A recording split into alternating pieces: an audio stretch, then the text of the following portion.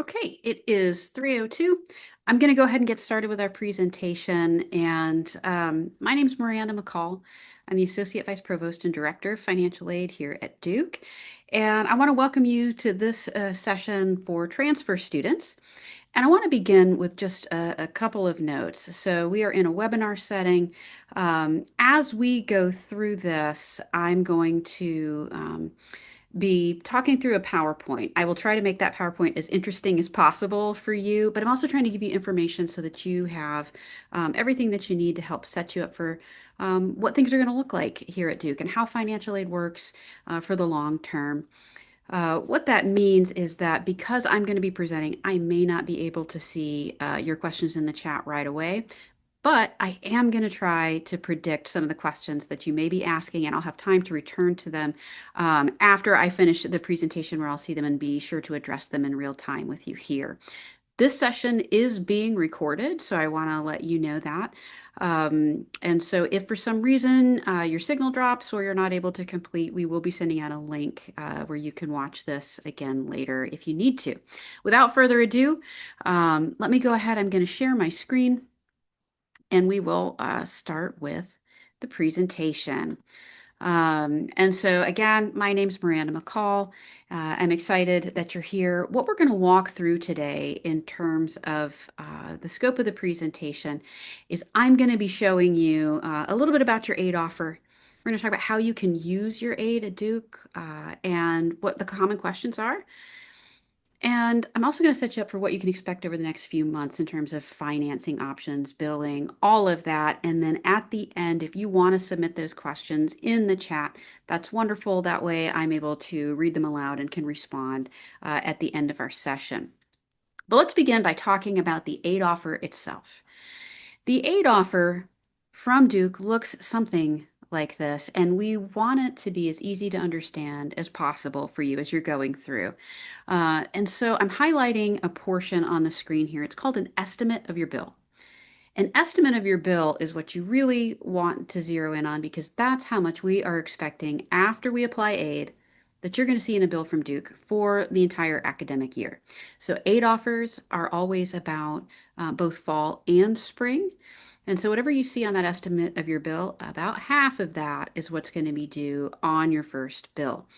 So that piece really matters. There's also something on there called your net price. That's how much your cost would be after aid's applied, and then you might want to budget for things like day-to-day expenses that you have, toiletries, all of that. That's nothing Duke's going to bill you. So people get confused about those two things, net price versus estimate of your bill. The bill is what you care about. That's what you're getting billed from Duke. But the federal government requires that we also give you a sense of how much you should budget for day-to-day expenses as a student in residence on campus here in Durham. And so if you want to think about those items, the net price is the place to go. We also provide options to finance that net price. You'll see those listed below. Those can be in the form of loan or work study. So we'll try to make sure that you have ways to cover some of those costs. We want you to keep those in mind. If there are any changes to your aid offer over the course of the year, let's say you get an outside scholarship you tell us about, we'll issue a new one of these that you'll be able to view online in what we call Duke Hub. So you'll want to be checking back there often. But some folks are always wondering, is it too late to apply for aid? So maybe you've been admitted, maybe you don't need aid right now, and you're actually coming into Duke and thinking, I'm in pretty good shape. Can I apply for aid later? Yes, there's still time. So one of the things that we'll say is this particular presentation is for students who are U.S. citizens or permanent residents. If you are an international student, that is separate. And what we're talking about in this particular webinar is not going to cover policies for international students. And so we have separate information sessions for those. If that's you, this probably isn't going to be as relevant to presentation. But for everyone else, here are the steps to receiving aid. Our deadline is a soft deadline, not a hard deadline. You can apply anytime through this academic year. If you apply for aid after the month of March, that's going to apply for the future year, but you have between now and all the way through February to apply for aid to help with this academic year that starts in August. So what we'd encourage you to do is do it sooner rather than later, so that if you qualify, we have time to get that on your bill. Bills come out at the end of June, so you still got a month or so to get that information to us, but sooner is better so that you can plan. Um, if you said, I did apply for aid and I don't have an offer, it likely means that your financial aid is incomplete, your financial aid application. We may have asked for additional things like tax documents or follow up. We might have read the tax documents and had some questions for you.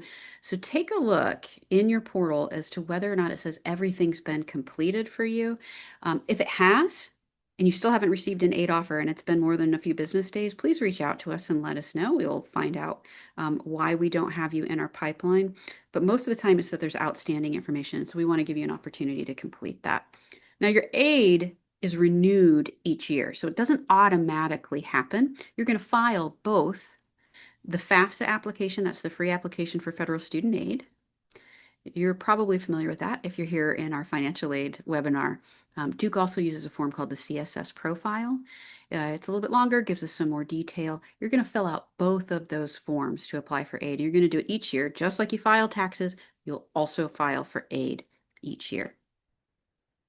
So that's how you apply. That's how you get an aid offer from us. But what I want to talk about is, as a Duke student, how can you maximize its use? What should you be thinking about and wondering, is this an expense to me? Is it not?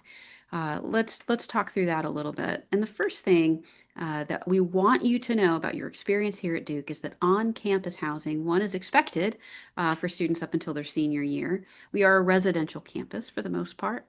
And so you'll be living here on campus, but even though our rooms might have different charge rates depending on where they are and what type of room it is, uh, as a student who receives $1 of need-based financial aid, so if you're receiving need-based financial aid, you applied, you got an aid offer from our office based on your FAFSA and CSS profile applications. If your charge is more than the standard double room that we estimated on your aid offer, we're actually going to increase your aid to cover that difference. And so during the academic year, we cover actual housing costs. So that's not an expense. You should always feel like you can live anywhere on campus that best suits your needs. And so if you're assigned to something at a higher charge rate, don't worry. We will adjust it after you get on campus and pay that difference. You're not responsible for it. It also means that you shouldn't worry about trying to get a less expensive room. That won't save you money. Your aid will go down because we're going to match our aid levels to whatever your charges are in that regard. So um, this is one piece that I mentioned now, and it's really, really important. If you're receiving need-based financial aid from Duke, you will automatically be charged health insurance when you receive your bill. You'll see it on there. It's almost $4,300 for the upcoming academic year. That's not in your aid offer right now because no student receiving need-based financial aid should have to pay for the health insurance charge. And I'll tell you how to avoid that. The first thing is you're going to go online. You'll receive information over the summer. It will be emailed, so please keep an eye on your email. Look at Duke Hub. There's information on the website, but keep in mind that you're going to want to take action about this charge. You're going to go online and you will upload information about your current health insurance coverage. It'll be a copy of your ID card. The health insurance office is going to take a look at that card and determine whether or not your insurance works here in Durham and if it's adequate for your coverage. If it does, we'll waive the charge. So you do not need to pay it. Once we see that you are already covered with health insurance, we're going to waive the cost of that insurance if you have adequate health coverage. Many students, especially those who are from out of state, their insurance may not work here in Durham. And so even though you have coverage in your home state, you might need to purchase our health insurance. If you're receiving need-based aid, if your health insurance card is denied, meaning you tried to have the charge waived and we're not able to do it, you have to buy ours. We pick that up automatically after you've taken your action and we will pay for that charge on your bill. If you take no action and you don't upload your health insurance card, or tell us if you're a student who doesn't have health coverage at all, if you take no action and you don't tell us what your current existing coverage is like, you will have to pay the charge and aid cannot assist you later. So you'll have until September to give us this information, but we want you to take action this summer so that you don't have a charge you don't need sitting on your student account. But the good news is, if you need health insurance, no student at Duke should have to pay that charge if you're on financial aid. One of the other things is you're going to get to select courses here at Duke, and some of them will say they have a fee associated with them. The most prominent of which is this particular class that over the spring goes to Hawaii, samples lava, stays there. There is a fee associated with all of that travel. You don't need to pay that as a student on need-based aid. So when you sign up for a class, there'll be a fee amount, and it'll say course fee of. If you're on financial aid, we will automatically pick up that you've enrolled in that course. Your aid will adjust to cover that charge for you. So there's no class at Duke that you can't sign up for. So when you go to register, don't be afraid of those fees. You're going to use your aid. We're talking about ways you can use your aid. Sign up without hesitation. Those fees don't apply to you for things that are billed with courses based on your registration. And I would be remiss if I didn't mention the suite of support that is here for you as an individual student. So as we get closer to the start of the semester, you will be assigned your permanent financial aid counselor, and that counselor is going to follow you all 4 years for your time at Duke. And in your case, it might be 2 years, it might be 3 years, depending on what year you're enrolling. And so for you, this person is going to help you navigate everything you need, answer your questions, and engage with, let's say you were one of those students who didn't apply for financial aid in the beginning, and you want to learn a little bit more about whether or not your circumstances might qualify you for aid later. If circumstances change and now you're in your junior year next year and you're thinking, I might need to apply for aid, this is the person that will be interacting with you through that process. And so you'll get that permanent assignment as classes begin in the fall. But a lot of times people think they're reaching out to financial aid and they're going to get some kind of closed door call center, or we don't know who you are, or it's a huge office and we don't get to know our students. And the truth is, here at Duke, we're a very personal office. And so we'll get to know you, we'll get to know your households and families, and we're here to guide you over that period of time. We know when you reach out, we know your stories, and we really are here to help. That's actually the tagline that we use when you reach out to us, is we're here to help. So please don't hesitate to contact us if you have needs. It's part of what we think makes Duke unique. The other thing that I want to make you aware of, we're talking about ways to maximize your aid. And one way to maximize your aid, by the way, with those financial aid counselors is if you have a question.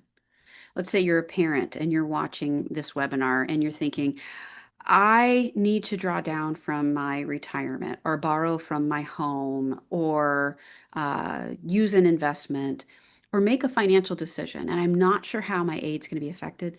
These counselors are experts and they're able to give you advice on what's the best way to go about that so that it does not harm your aid. The first sentence of the counselor manual here at Duke, when I wrote it, it says, we are matchmakers and not gatekeepers. We are your advocates. You don't have to worry that telling us your story or asking us questions is going to penalize you in any way or disqualify you for aid. We are looking for ways to assist. We may tell you we're not able to offer more money. We may tell you, well, if you do that, it might actually harm your aid, but we will always be straightforward with you so that you understand and can make the best decisions as you move into the next 2 or 3 years of financial aid here at Duke. And to that end, our personal finance group for students, you might be thinking there are ways that you want to learn about how to establish good credit. What does it look like for life after Duke? How do you set yourself up for life after Duke so that when you finish here and you're thinking about buying your first car, renting your first apartment, doing the things that you want to do to set yourself up in the best possible way financially, we have an office here to serve you. It's part of the Division of Financial Aid. And we serve alumni as well. We can help you with student loan information. So if you've got questions about that and smart borrowing, you'll be attending mandatory sessions if you do borrow about how to do that in wise ways and what the terms look like. We'll also talk with every single student at graduation if you have borrowed.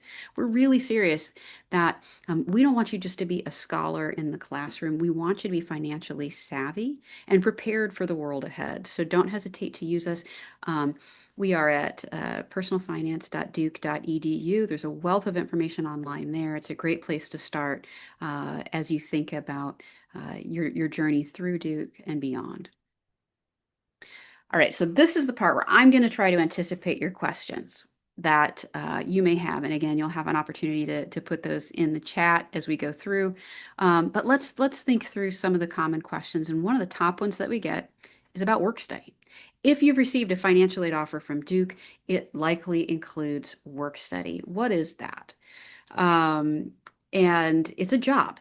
It's a job here on campus. You'll apply for the job. We actually have studentemployment.duke.edu. You'll use your Duke ID and password to log into that site to see all the available jobs. You will apply for them, and they start at $17 an hour. And then go up from there. $17 is the entry level price for the upcoming year. Depending on specialty or the number of years you work in that role, students typically experience a raise year over year. But the great thing about it and why it's financial aid is we're subsidizing your wage.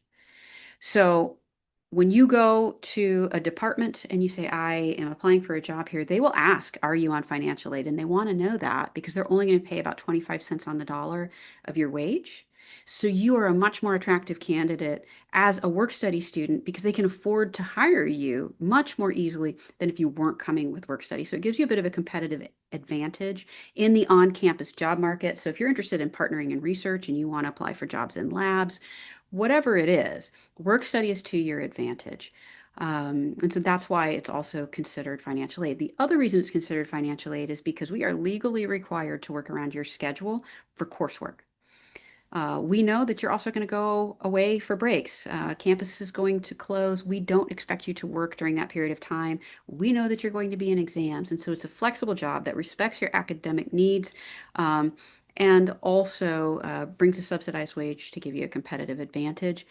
But when you get paid, it doesn't go to your tuition, it's your spending money. Remember at the beginning, I said net price also includes things like day-to-day spending money that you might need for things that you're buying now. Work study is designed to help you with those costs. So it goes to you as a direct deposit. It is not paid towards your bill. If you want to pay it towards your bill, you can. You would just make a payment like any other, and you would do that out of your personal account. But we're going to pay that funding to you like we would for any other job. And I also want to stress you're a student and you're a student first. If you don't want to work, you're not required to. This really is an opportunity just to help you with day-to-day expenses, partner you in labs and with faculty, and earning money while you do it. If you're not interested in doing that, there's no penalty for not accepting work study. It's completely up to you. If you decide in the first semester you don't want to do that, you can look and see what jobs are posted in the spring and do it that time or in a subsequent year. In addition to that, I want to answer a question you did not ask me. And I say it's a common question because I wish more people asked about this. If you are coming from a household where you have a sibling that's also at a 4-year undergraduate program, now notice I said 4-year undergraduate program. If that's you and you're in a 4-year undergraduate program and your sibling, just like you're going to be here at Duke, is also in that same type of program, and you listed that when you filed your CSS profile, we've adjusted your aid to take your household's income and realize like they're paying for 2 students, or if you have 2 siblings, you're paying for 3 that are also undergraduates at the same time. And what I want to stress is because we've taken that into consideration, and we've done that automatically based on your responses to the aid application, when your sibling graduates, your aid can change here. And I want that to be clear right from the outset because now your household's income is directed to just 1 student as opposed to 2 students. And so your financial aid will adjust accordingly because your resources to be available have technically increased. Um, and so not all schools do that. The FAFSA application doesn't take into consideration, it doesn't give you any reduction in cost when you are trying to pay for multiple students in college. We do at the undergraduate level. The next thing that people always ask is, well, what if my sibling is going on to graduate school and they're going to medical school or law school or getting a master's degree, something like that? We will not consider them at that point. We are only considering 4-year undergraduate program. If it's community college, we also don't consider it because the cost is so low at community college. Um, but the good news is, if you're someone that's receiving need-based financial aid now, and you have a younger sibling that's going to enter college while you're here at Duke, we will also take that into consideration. So the year you file your next aid application, and we can see it now your household is taking their funding and putting it towards 2 students, you can anticipate that your aid would go up to be able to assist with that second sibling's costs as well. So it goes both ways. It can go up or down depending on the number of siblings in school. Now, one question I do get asked a lot. I know most people don't ask me the last one, but I tell you that because it's so important. Lots of folks ask about appeals. So some of you are thinking, how is there any way for additional aid now? Some of you might say, but I might not need more now, but what happens if the bottom falls out in a future year? And that's the nice thing about Duke Financial Aid is you can apply late, the deadlines are soft, and you can appeal. The process for doing that is available on our website. So if you go to financialaid.duke.edu, there's a section for special and unusual circumstances. Click on that link, or you can type it in the search, and it will bring you to the page. And it has the form that you can use to initiate an appeal for additional financial aid. And it also gives examples of what qualifies people for a successful appeal. So if you're looking to set yourself up for success, what are the appeals that we tend to approve? Some of those examples are listed. It also will list some things that we can't take into consideration so that before you go through all of the hassle of completing the form, we can say right at the outset, this is how we handle these situations and we're not able to consider them. So be sure to read that before you submit your appeal. It's an electronic submission online. We receive that. And I will give you a couple of examples of what a successful appeal looks like and what an unsuccessful appeal might look like. One successful appeal might be that you have significant medical expenses and you did not itemize on your tax return. So we couldn't see that you had high medical expenses and we weren't able to verify it. Even if you put it on the CSS profile that you had them, if there's no documentation to support it, we're not able to automatically consider it. It's not something that happens. Unlike siblings, even if you typed in medical expense, it doesn't go. If you had significant medical expenses, if it's a few $1,000s, that's not going to matter. If it's tens of thousands of dollars, it can make a difference. If you had that, what we're going to ask you to do is give us documentation about what you paid out of pocket after insurance, and it can help alleviate some of the cost here at Duke because your funding isn't available. You were using that for medical expenses. The extent that it can change things depends on the amount of the expense in your income. But that would be an example of something that we do consider would be medical expenses. Something that we can't consider is an appeal for more money because of your academic performance. So if you write us and say, I really need more funding, I did all of these extracurricular activities, I have, a GPA above 4, my test scores are exceptionally high. We are a need-based financial aid office, so the only thing that we can consider on financial aid appeals are changes in your financial circumstance. One of the most common successful appeals that we see is we used with your aid application tax data from 2 years ago. So it's 2026 and we used 2024 taxes to create your aid offer. But hopefully, now that we're in May, you've already filed your 2025 taxes. And if you have, in that 2025 tax return shows that you had less income than you had in 2024. Give us your 2025 tax return and we'll evaluate it to see if it can increase your aid. The good news about that is we can use it for 2 years because financial aid always uses 2-year-old tax data. So that 2025 return can also be used for the future years. So you can kind of know what you're going to pay out of pocket for 2 years in a row. But if when you finish 2026 and you file that tax return, it's lower, you can give that to us as well for a reconsideration. We'll always take the one that is to your advantage within those kind of scopes of years as we move forward. So that's a successful appeal. One of the things that we can't take into significant consideration is support of family members overseas. A lot of families ask if that's something that we could take into consideration. Would it increase your aid here? It typically does not. And so all of these examples and things like them are listed on our website. So I'd encourage you to take a look at that. Another big question that we get is what happens in the future? Tuition just was announced a few weeks ago for the 26-27 academic year, and it was higher than the year before. And I will go ahead and let you know it typically never goes down. Our tuition generally has some level of increase year over year.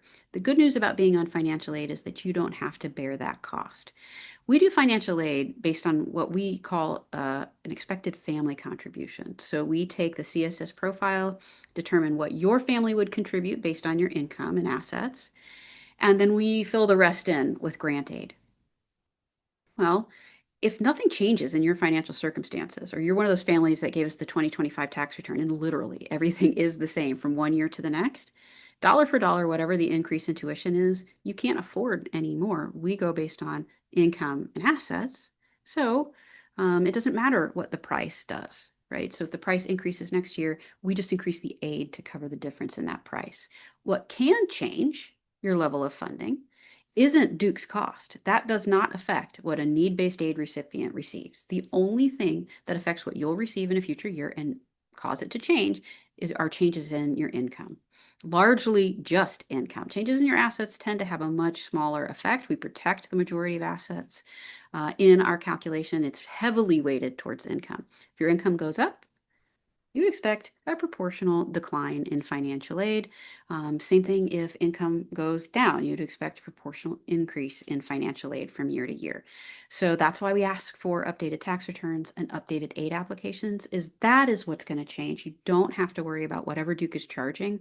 That's not going to affect your financial aid at all. So you have some assurance in that way. If everything remains the same, you can look at what Duke's going to cost you over the course of 4 years. But many of you may be thinking, so you're telling me that off of this CSS profile application, it was determined what I could afford, but what if I'm not able to pay that out of pocket? Well, there are financing options to assist you. And I'll kind of start in the order that you might want to consider them. And the first one is, I mentioned early in the presentation, bills go out usually end of June. They are due August 1st, and that would be for the fall semester. Then we'll bill again at the end of the fall semester. And right before the holidays, it will come due. And that will be for the spring semester. So we basically take that estimated bill from your financial aid offer and divide that in half, and you get one's due in August and one's usually due in December. That's kind of large payments to do all at once. So we would recommend that you use the payment plan. There's no interest that accrues on the payment plan. There's a one-time fee for enrollment for the academic year for that. That they can bill by semester if you prefer, but you're going to take your payment for the entire academic year, that estimate of your bill, and you're going to divide that over 10 months. And some of you might say, I can't, even that amount, I'm not able to just take and just do in a 10-month increment. You can tell our partner, Nelnet, who hosts this payment plan, when you sign up, you're going to be signing up through Nelnet. You can tell them that you're not trying to finance the entire bill on the payment plan, but how much you can afford on a monthly basis and spread that out. And because there's no interest accruing on it, even if you had the funding to pay in large sums, you will probably earn more interest on that funding sitting in your own bank account than you would pay in the enrollment fee for this, which is not very much per term. And so you come out ahead by using the payment plan in almost all circumstances. So we want you to take advantage of that first. And the first payment for the payment plan is typically due in July. So when you get your bill, you're going to want to sign up right away so that you can make your first 10-month payment in July rather than having to make 2 payments in August. The other thing that we would like you to think about are loans. So if you are looking to finance, there are educational loans available. Oftentimes we start with the federal loan. This one is the Parent Plus loan. The federal parent, it stands for Parent Loan for Undergraduate Students. That's what that stands for. And you can borrow up to $20,500 a year or $65,000 over the course of your degree. And so your undergraduate career. When you think about that 65,000 total, if you need to borrow more than that, there are other options available, and some of those options might actually have better interest rates than what you see. The federal loan charges a pretty hefty fee to use it. They take that right out of the loan amount that you borrow, and the interest rate is not rock bottom. It's above 9%, and so we would recommend that you shop around. And no matter where you're from, one great option for shopping around is a loan that we offer in the state of North Carolina called the NC Assist loan. You can look that up and search it online. The NC Assist loan has a lower interest rate, does not charge a fee. You can borrow it as a parent or you can borrow it as a student. So you can be in either the parent or the student's name, unlike the Federal Plus loan, which is just for a parent. Parents, you will probably need to co-sign on that loan, even if it's in a student's name, but you can choose which way you want to apply. you can borrow up to $100,000 through that loan. Both are subject to credit approval. So you want to make sure that you're prepared. But if you have qualifying credit, these are fixed interest rate loans, and they're a great way to think about financing your education. But there are a wealth of private lenders in the market, and we've done a little bit of legwork to vet them for you.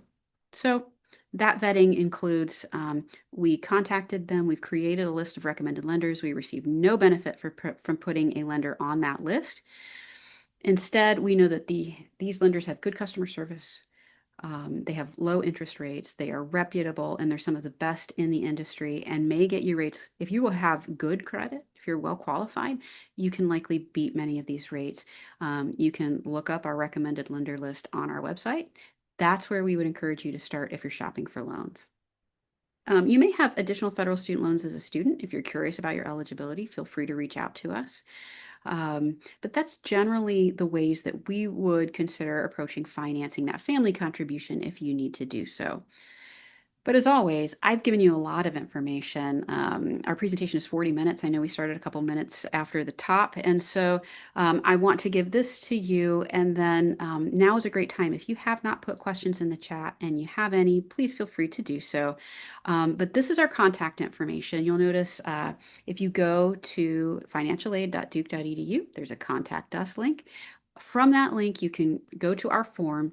It'll answer some of your common questions as you fill it out. It will also give you the opportunity to tell us how you want us to communicate with you, whether that's a callback. You can book an appointment right from there if you'd like to book a virtual appointment with us.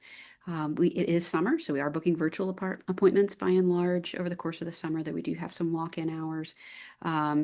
But it will also, we can just send you an email back. And so if you want to ask your question, we will get back to you if we haven't been able to answer it through the course of completing that form. And so I'm going to stop my share, and I'm going to go, and I see that it looks like we have a couple of questions in the Q&A.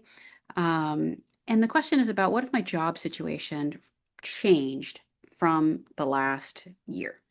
And that's a great question. So let me tell you a little bit about how an appeal for a job change works. We are in May.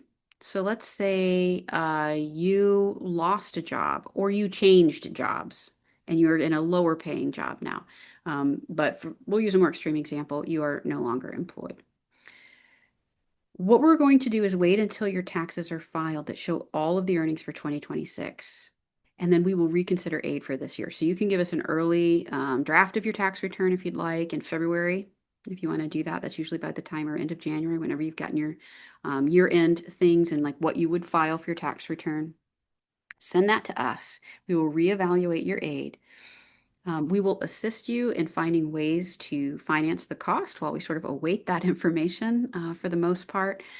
And then if we need to return loan funding because you qualify for more aid, we can do that for you automatically. We'll actually send the loans back to the lender if your aid increases. But we'll work with you on financing options to the extent that we can as we go through that academic year. The reason that we do that, and we don't just change it based on a job change before we can get the tax information, is we find oftentimes folks are paid a severance, or they're reemployed, or there are changes in income, or if it's a two-earner household, the second earner might actually have an increase in income that wasn't considered on those 2024 tax returns. And when we look at it as a whole, it actually doesn't qualify for more aid. So we wait until we can see the full financial picture and sort of do a back credit. If you don't get us that tax return early, let's say we don't hear from you and it's, April or May, we'll adjust your aid for the future year. So you need to get it to us in February before that March timeframe, a draft, so that we can then do a retroactive for the current academic year if that's what you're looking to do. But I just want to set that up so that you have some anticipation, expectation of how we will work over the course of the next year if you've had a job change. And I see the other question also came in at the top of the hour, which was, can you appeal to receive more financial aid? The answer to that question is yes, you can. You can go to that special circumstances site. You'll see examples of what a successful appeal looks like, things that we can consider, things that we can't, and they all must be related to your finances. We cannot consider things that are on the basis of merit or changes that don't affect your income. Uh, Other successful appeals, unfortunately, when we had the California wildfires, we did a number of appeals related to that because families had lost quite a bit. Not everyone had adequate coverage through insurance. The same happened in the Northeast with Hurricane Sandy many years ago. And so we can process based on that kind of information, medical expenses I mentioned, and we can look at job loss. We just wait until the end of the tax year to think about whether or not we can make that retroactive change. Um, I'm going to give everybody just a second. If there's anything else you want to put in that question and answer box that I can answer for you, I'm happy to do that while we're live. But I also want to say thank you so much for spending the time to hear about financial aid, to hear about what we're doing. Um, just a couple of quick points. As a transfer student, you'll have fewer than the number of summers that our students typically have, but that doesn't preclude you from some summer investigation with coursework or study abroad. We do have those kinds of programs available, and depending on your income, there might be financial aid available for those programs. We actually have a very handy calculator if you're interested. We actually have a series of calculators on our website. So just quick tip, if you're interested in going and doing some summer study and you know how much financial aid you're qualified for and you want to do that at some point here, you can go online. We have a summer study calculator. You can figure out, hey, is this something I could start planning for now? We would love for you to start thinking about that now. The other things that our calculators can do is they can help you decide what if you want to take advantage of being an RA later in your time here at Duke. Resident assistants, that's a paid position. It also can help reduce your housing cost. And so that might be something that you'd like to pursue. We can actually help you understand how that would affect your aid. If you're wondering, I do have a job loss, my income has gone down. Can I figure out how much aid might change based on what I know my income to be moving forward? You can use our cost estimators online. So we have a net price calculator. And I would encourage you to go use that, put in the updated income information, make sure it's thorough, and you're considering everything. If it's a two earning household that you're updating both of those things to be accurate with current information and that you're providing updated asset information as well. But you can use that to get some sense of how your aid might change. The one thing that estimator does not do well is if you own a business. It doesn't always work well for business owners because your information is a little bit more complex. And so for those, we just encourage you to file early and get your tax returns to us as soon as you can so that we can consider that. But I think those are all my tips for today. I appreciate you spending the last 40 minutes or so with me. And again, this will be posted online. And oh, I have one more question. It's mother lost her job and the house taxes changed. The amount you pay in taxes for your home changed. And that's actually not going to affect your financial aid. We have a standard sort of tax allowance for homes that we make. But the job loss itself may affect your aid. It'll be that income change, probably not your tax basis change. Um, and those two things generally would not be related, the amount you're taxed on your home and a job loss. But what we could look at would certainly be things like how that loss of income might affect you once we have a full year's taxes for that income. Um, but it's a good question. And I also just want to say these are great questions for once you are ready to reach out to us. You can always email our office. You will have your personal financial assistance counselor. You'll be able to reach out with them, share this kind of information with them, and they can also provide you insight on what we can consider as we go through. But thank you for your question. It's great.